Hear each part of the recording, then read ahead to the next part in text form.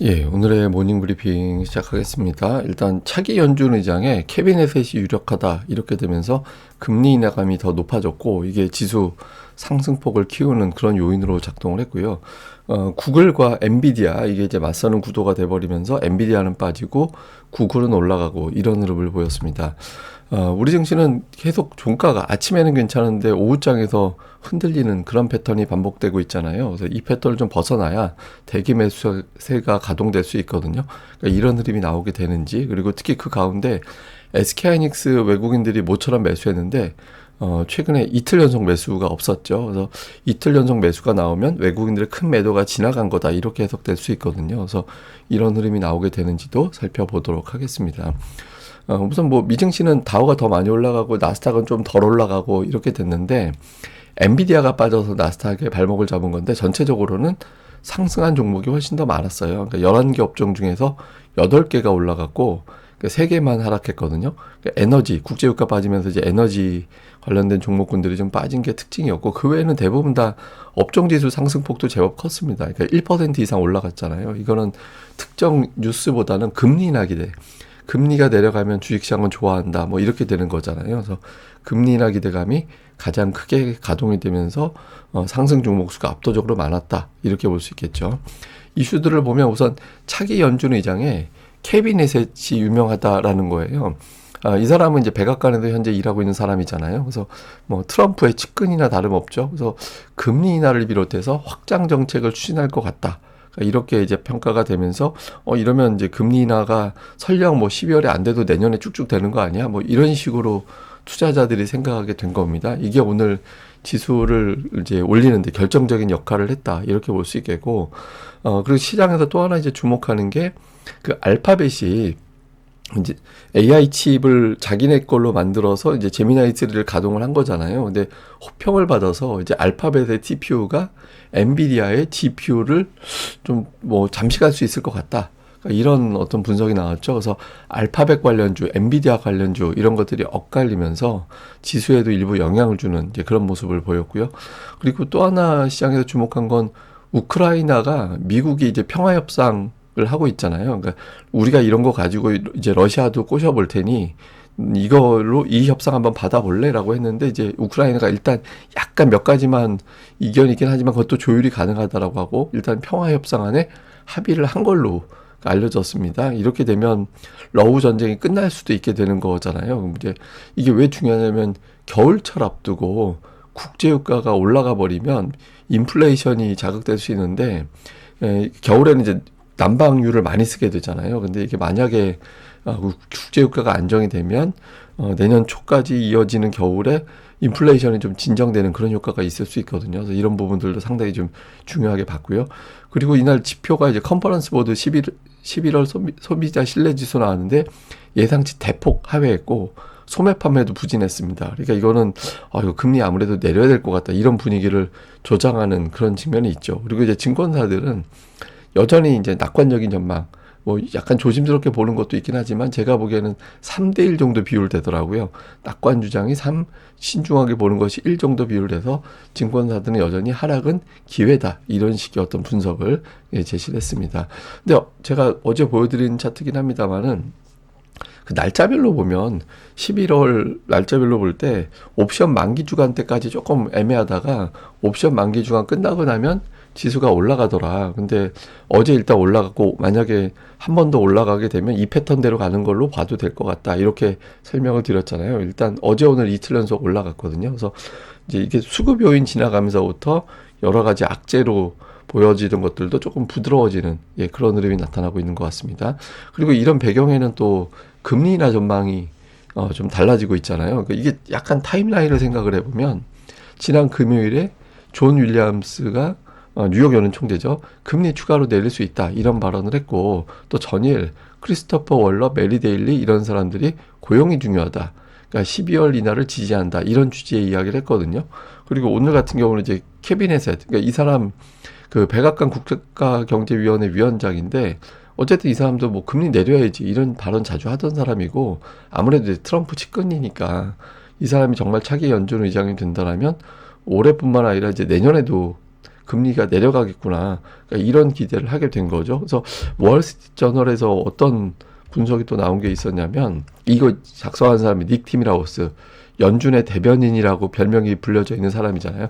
그 내부 사정을 가장 잘 아는 기자로 유명하죠. 근데 이 사람이 이제 어떤 기사를 썼냐면, 파월이 12월에 금리 인하를 할 수 있는 토대가 만들어졌다. 그러니까 이제 쉽게 얘기해서 이런 거예요. 그 사람의 측근이 금리 인하 할 수 있도록 이렇게 좀 펌프질을 하는 것 같다. 그러니까 이렇게 이야기를 한 거죠. 그래서 다만 이제 12월 인하하면 그 매파들이 반발할 수 있잖아요. 그래서 이제 그 사람들한테 어떤 조건을 제시하냐면, 일단 12월에 내려놓고 내년도 이후에는 금리 인하 조건을 좀 강하게, 이렇지 않으면 금리는 못 내려, 뭐 이런 식으로 조건을 좀 아주 세게 달자. 그렇게 하고 이번에는 금리 내리자. 뭐 이런 형태로 갈 수도 있지 않을까. 그러니까 이 기사 전체가 그런 내용은 아닌데, 기사의 이제 일부를 제가 이제 발췌한 거거든요. 그래서 아마 그런 형태로 갈 수 있는 시나리오도 있다. 이렇게 이제 뭐 기사를 썼습니다. 그래서 어쨌든 뭐 한때 좀 낮아졌던 12월 금리 인하 확률이 높아지면서 투자자들에게는 조금 이제 안도감을 주게 된 거죠. 하지만 오늘 장중에 85%까지 갔었는데, 어쨌든 지금 12월 확률 82.7%, 금리 인하가 유력한 상황으로 또 반전이 됐습니다. 그리고 오늘 지표가 안 좋았어요. 그러니까 소비자 신뢰지수, 이 지표는 뭐냐면, 소비자들한테 지난달보다 지금 생각하기에 소득이 어때요? 지출이 어떨 것 같아요? 그리고 앞으로 경제가 어떻게 될 것 같아요? 라고 물어보는 건데, 전달보다 더 나빠진 것 같다고 그렇게 답변을 한 거예요. 지금 경제가 계속 안 좋아지고 있는 거잖아요. 그리고 소매 판매, 그러니까 모든 어떤 매장에, 이거 이제 셧다운 때문에 이제 발표가 늦어진 거긴 한데, 9월 기준으로 보면 모든 매장의 그러니까 매출의 합산, 그러니까 모든이라고 해서 미국의 모든 이제 매장을 다 더할 수는 없는 거고 샘플이 되는 기업들이 있겠죠. 근데 어쨌든 그 매장의 소매 판매 합산을 봤더니 전월 대비 0.2%, 그러니까 예상치가 0.3이었는데 좀 부진했어요. 그러니까 물가 상승률 정도밖에 안 나온 거죠. 그러니까 소비가 조금 둔하고 소비 심리도 안 좋다. 그러니까 이제 연준이 가만히 있기는 어려울 것 같아. 뭐 이런 식의 해석도 일부 됐던 것 같습니다. 그리고 이제 또 하나 주목해야 되는 게 TPU하고 CPU하고의 어떤 대전, 그러니까 이거를 좀 주목해 볼 필요가 있거든요. 근데 이걸 좀 이런 단어가 어려워서 제가 좀 설명을 해드리면, CPU는 그냥 뭐 하나만 집중적으로 잘하는 기계, 천재, 이렇게 생각하면 돼요. 얘는 그냥 이거 하나만 잘하는 천재, 이런 게 하나가 있는데, 근데 이 천재의 단점은 여러 가지 시키면 잘 못해요. 하나만 집중적으로 파는 그런 스타일이에요. 그럼 이제 GPU는 뭐냐? 잘하는 일꾼, 머리는 좀 나쁜데 일 잘하는 일꾼을 그냥 수백 명 모아놓은 거. 이게 이제 GPU예요. 그럼 TPU는 뭐냐? 그러니까 뭐를 좀 잘 배우는 애들, 배워서 잘하는 애들만 모아놓은 애들. 그럼 이제 GPU하고 TPU하고 차이는, GPU 같은 경우 약간 김밥 천국, 이것저것 잘하는 일꾼들 여러 대 있는 거고, TPU는 그냥 해장국만 잘하는 거, 그것만 이제 있는 거. 그래서 이제 근데 이제 뭡니까 엔비디아는 이제 GPU 업체고, 이번에 구글이 만든 거는 TPU거든요. 그래서 이거를 갖다가 이제 두 개가 경쟁이 붙는 그런 구도가 되어버린 거죠. 근데 어쨌든, 그러니까 이런 과정에서, 이 아성을 좀 넘보는 거 아니냐. 그러니까 이런 어떤 해석이 나오게 됐고, 그렇게 되면서 이제 엔비디아 주가는 하락하고, 알파벳의 주가는 올라갔거든요. 근데 이게 이제 알파벳이 계속 갈 거냐? 여기에 대한 또 고민이 있어요. 이게 밸류가 계속 낮아져가지고, 이제 엔비디아는 가격이 오히려 싸졌어요.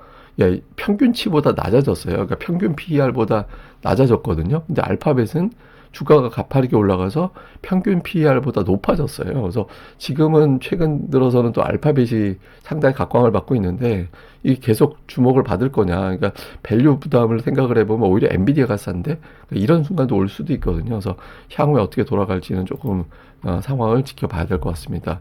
그 다음에 주요 특징주들을 보면, 엔비디아는 당연히 이제 때문에 빠졌고, 오늘 에너지주가 러시아, 우크라이나 종전 가능성 제기되면서 국제유가 빠지고 이것 때문에 밀렸고요. 브로드컴 같은 경우는 이제 친 알파벳주, 그러니까 알파벳에서 생산하는 거를 브로드컴이 이제 제휴해서 만든다, 뭐 이런 어떤 내용들이 있잖아요. 알파벳의 제품을. 이런 것 때문에 이제 브로드컴이 또 주목을 받았고, 그다음에 나이키 같은 기업들 뭐 쇼핑 시즌 때문에 오늘 쇼핑 관련된, 소비 관련된 종목들이 강했거든요. 그래서 강했고, 그다음에 엔비디아는 이제 AI 칩에 대한 도전 때문에 약한 건데, 다만 이제 증권사들의 평가는 아직은 나쁘진 않습니다. 그러니까 번스타인 같은 경우는 TPU는 그냥 부분적인 매출일 뿐이다. 이거는 메타가 이 TPU 구글에게 이제 주문한다라고 구글 제품 주문한다라고 해서 이제 오늘 이제 엔비디아가 고객 뺏기는 거 아니냐 이것 때문에 빠진 거잖아요. 근데 그래봐야 수십억 달러. 예, 규모가 그렇게 크지 않고 이거는 수요가 강하다라는 것만 확인하는 거다. 그러니까 이런 취지의 분석이 나왔고 웨드부시 같은 경우는 AI 혁명은 이제 초기일 뿐이다. 그래서 엄청나게 좋을 거기 때문에 마이크로소프트라든가 엔비디아 같은 경우는 지금은 보유하는 게 타당하다. 또 이렇게 주장을 하기도 했습니다. 근데 어쨌든 최근 들어서 이제 시장이 흔들리면서 이제 공매도에 대한 걱정도 좀 나오고 있는데 그 전통적인 어떤 공매도 비율 평균치보다는 조금 높은 것 같긴 하거든요. 근데 공매도 비율이 높은 업종 보면 유틸리티라든가 에너지 이런 것들이 헬스케어 이런 거거든요. 그래서 오늘 공교롭게도 유틸리티하고 에너지 업종은 하락했잖아요. 그래서 근데 이제 테크라든가 기술주라든가 금융 이런 쪽은 공매도 비율이 그렇게 높진 않아서 상대적으로 높진 않아서 아직까지 지수에 타격을 줄 정도의 어떤 공매도 상황까지는 아닌 것 같다. 이런 분석도 있습니다. 자, 우리 증시는 음봉이 너무 많아요. 그러니까 최근 들어서 계속 음봉만 나오고 있는 그런 상태거든요. 그리고 시가가 고가, 종가가 저가 근처에서 계속 마감되는 그런 형태잖아요. 그리고 또 하나는 장중에 계속 3,900을 넘겨요. 그러니까 박스권 안으로 기존의 박스권 3,900, 4,200 안으로는 들어가는데 결국에는 다시 되밀려서 끝나는 그런 패턴이 반복되고 있거든요. 그리고 장중에 그렇다고 또 터무니없이 깨지지도 않아요. 대략적으로 3,830대가 계속 반복적으로 저가입니다. 우리 종가는 3,850 부근에서 끝나고 우리가 이제 저가는 어느 정도 만들어낸 것 같아요. 근데 일단 고점인 3,900을 넘겨놓으면 시장에서는 이게 박스권, 좁은 지역에서의 박스권을 벗어나서 다시 돌아서는구나 이렇게 될 수 있거든요. 그래서 종가 3,900을 만들어내는지 그 이상을 만들어내는지가 단기적으로는 제일 중요해 보이고요. 그리고 그 과정에서 SK하이닉스도 이제 거의 이제 차트의 하단이 되게 비슷하게 이어지는 형태인데 어제 모처럼 외국인들의 매수가 들어왔잖아요. 근데 보시다시피 외국인들 매수가 연속이 없어요. 그러니까 저 매수는 그냥 단타치로 들어왔거나 프로그램 매수가 우연히 잡혀있거나 이런 거로 시장에서 볼 수밖에 없거든요. 근데 만약에 오늘 장에서 추가로 외국인들의 매수가 들어온다라면 이제는 하이닉스로 대표되던 외국인들의 매도 공세가 피크를 지나간 게 확실하다. 이렇게 투자들이 상상을 할 수 있게 되죠. 그러면 이제 대기 매수세가 가동이 될 수 있거든요. 근데 이게 마이크론 테크놀로지하고 하이닉스하고 이제 비교해 본 차트인데 최근 들어서 이게 원래 비슷하게 가요. 방향은 비슷하게 가는데 최근에 마이크론 테크놀로지는 반등하고 멈칫하는데 하이닉스는 아예 그냥 눌려 있잖아요. 근데 이게 너무 두 종목의 추세가 최근에 차이가 나서 어제 못 올라간 걸 하이닉스가 채울 수도 있다. 이렇게 또 해석이 될 수 있거든요. 그러니까 근데도 이제 못 올라가면 진짜 매도세가 센 거죠. 그러니까 오늘 장이 굉장히 중요한 어떤 관전 포인트가 될 것 같다. 리트머스 시험지가 될 것 같다. 이렇게 보시면 되겠고요. 코스닥은 계속 61선, 61선을 돌파하지는 못하고 그러니까 장중에 5일선도 돌파했다가 종가로는 61선 아래로 아예 내려가는 그런 패턴이 나오고 있거든요. 근데 이제 음봉이 되게 자주 있는 것도 특징인데 다만 코스닥 쪽에서 음봉이 자주 나오면서 흘러내리면 이제 매물 소화가 되는 걸로 그렇게 또 해석을 하긴 해요. 근데 근데 예전하고 위치가 좀 아슬아슬한 게 제가 여러 번 말씀드리지만 신용 문제. 지금 여기서 어제도 오후장 들어서 갑자기 뚝 떨어지는 거 제가 여러 번 표현드렸지만 오후에 갑자기 떨어지는 현상이 나온다. 이거는 신용 물량이 해결이 안 되면 갑자기 한 12시, 1시 이때도 분차트가 악재가 없는데 갑자기 뚝 떨어지는 그런 현상이 나오거든요. 그게 신용 투자하는 사람들이 이러다가 내가 손실이 커지겠구나 또는 반대매도 나갈지도 모르겠구나라고 오전에 참아보다가 오후에 던지는 거거든요. 그러니까 좀 여기서 넉넉하게 올라갈 필요가 있죠. 넉넉하게라는 건 최소 2% 이상 지수가 그 정도 올라가줘야 신용에 대한 공포감에서 좀 벗어날 수 있습니다. 그래서 이게 상당히 중요하고요.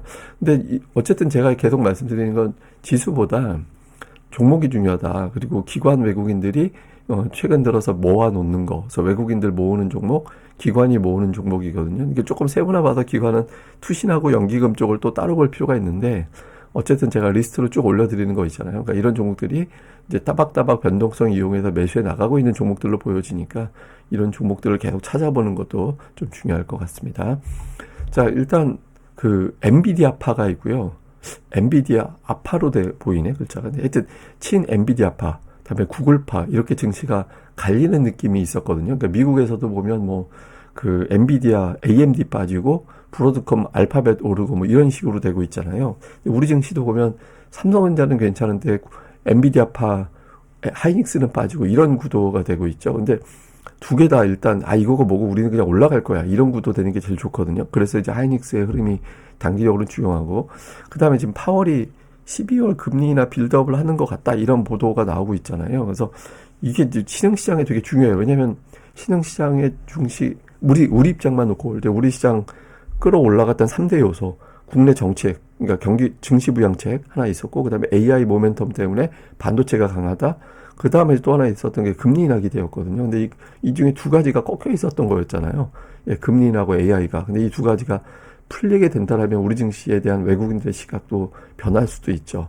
근데 어쨌든 외국인들이 이제 대규모 막 몇 조 원씩 팔고 그런 건 없어지긴 했는데 시원스럽게 매수는 또 아직은 안 하고 있거든요. 그래서 그렇게 돌아서는지, 그리고 코스닥이 신용 물량을 이제 털어내는, 그러니까 신용 부담을 덜어내는 위치까지 올라가 줘야, 그래야 이제 시장이 좀 탄력이 붙을 수 있거든요. 그래서 한 2% 이상 좀 올라가는 그런 흐름이 나와줘야 안정적인 대기 매수에 가담이 가능하다.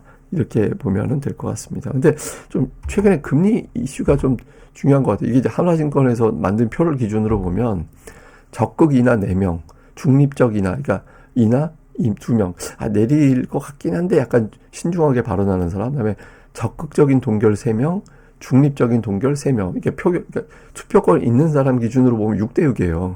이제 6대6인데, 여기서 이제 중요한 게 뭐냐면, 그, 오스틴 그루스비 같은 경우는 파월파거든요. 이 사람이 중립적인 동결파예요. 지금은. 근데 만약에 이제 파월이 이렇게 빌드업을 하면 실제로 내릴 수도 있고, 특히 이제 중립적 동결에 있는 사람들한테, 그러면 1월에 금리 내리려면 굉장히 조건을 빡세게 걸면 되니까, 지금 이렇게 조금, 하자 이렇게 하면은 또 움직일 수도 있거든요.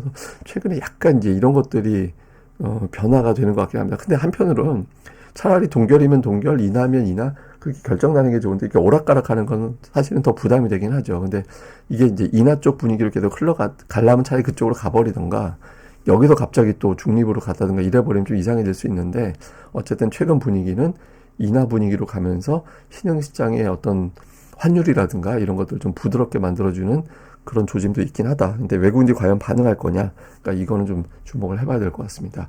예, 그럼 또 오늘 하루 또 잘 보내시고요. 저는 또 다음에 뵙겠습니다. 이 방송 구독하기, 그리고 좋아요, 꼭 좀 부탁드립니다. 특히 구독하기는 이왕 좀 처음 보신 분들은 이왕이면 한번 눌러주세요. 그럼 제가 열심히 할 수 있는 동기가 되니까 꼭 좀 부탁드립니다. 감사합니다.